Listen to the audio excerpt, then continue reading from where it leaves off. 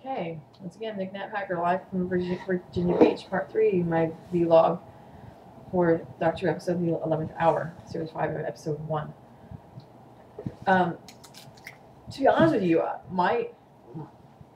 what I liked most about the episode was not necessarily Prisoner Zero, but the eye, the prison guard, and the Atraxi. That was the Russell T type Doctor Who that I am so fond of.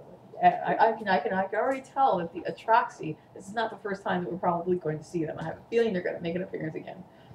They seem like too big of an alien species to just be a one-shot throwing. But I'm hoping that Stephen Moffat isn't saying that the Atraxi are like the Shadow Proclamation troopers in place of the Jadoon, because I quite like them. So I don't want him to change everything. He's already changed everything else. Speaking of changes in that vein, I do want to say here that I believe that Matt Smith did a good job for walking in on this and having really big shoes to fill. He is doing very well. I think he's going to fit into it in time. And like I said, I'm going to continue to reserve final judgments till I see, the other half of the coin. I finally kind of like the pushiness that he does, because it's, like I said, it's very reminiscent of 9, and I miss that. I miss his, in-your-face attitude. Tennant only had the in-your-face attitude when you really pushed his buttons. Most of the time it was just manic and charming and crazy. But I miss that too, because, he's David. We all miss David.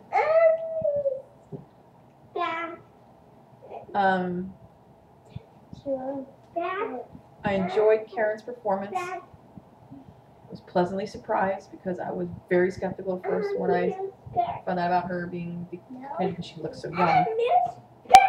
I really didn't think she was going to. I wasn't sure if she was going to be well received. She really picked it up and just roll with it. She has an enthusiasm, and she's got fire and spice, and she actually has a surprising level of maturity for someone that is so young. Mommy, I want more. I like how she was able to put the doctor in his place, because we all know that's what he needs. Someone that can say, hey, no, you need to do this.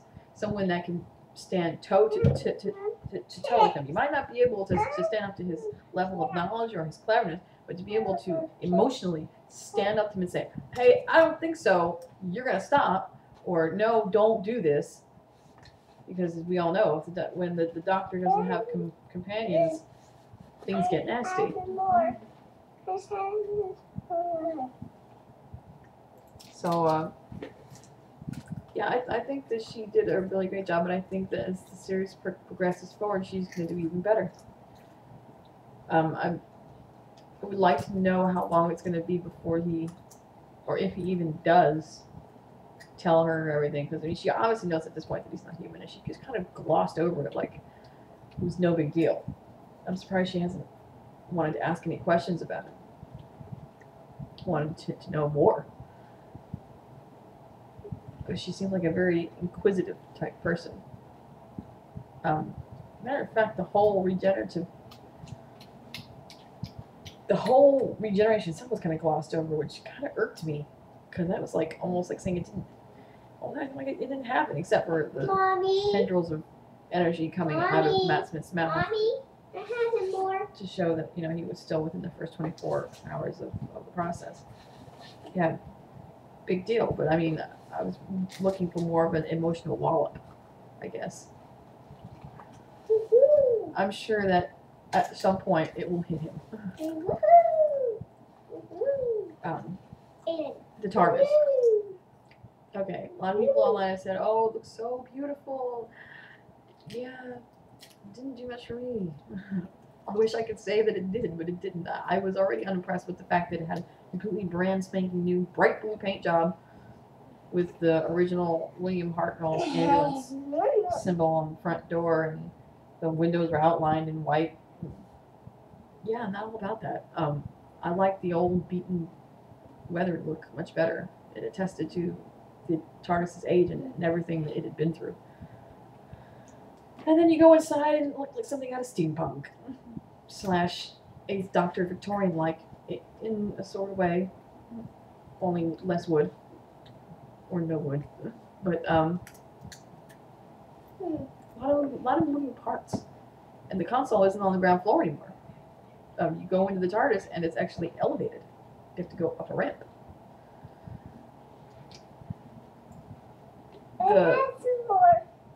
The whole console is different.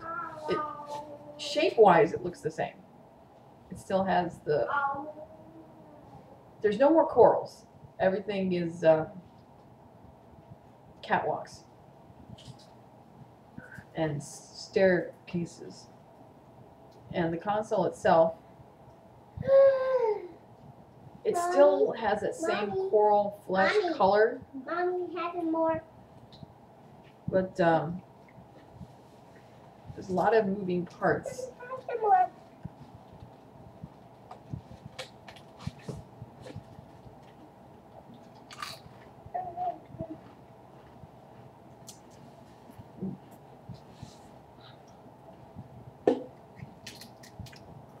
The monitor's gone. Replaced with this massive hanging clock-like thing that has a face that looks like an oscilloscope with the line that goes across it. And okay. There's a typewriter. A typewriter. I don't even know what to say about that. The column is the same. It's only it's a little bit thinner. And it's lost a lot. I guess my thing is that I was very keen on the organic look because I thought that's what the TARDIS should look like. Okay, no more. That's it. And this is like completely brand spanking new. Very. I don't want to say cold because it has a lot of warm colors, but it kind of just felt that way.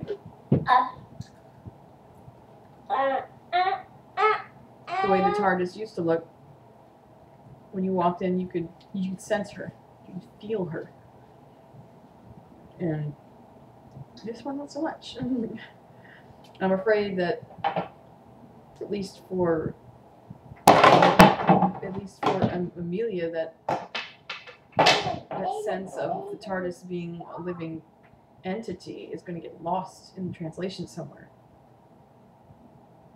Because it doesn't look like it. There's nothing natural about it anymore. It's all completely newfangled and.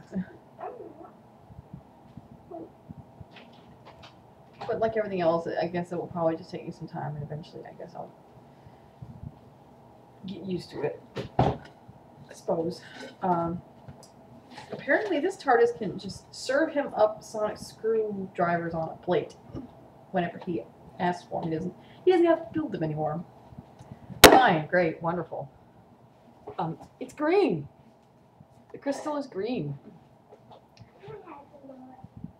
Okay, more on that in the next part.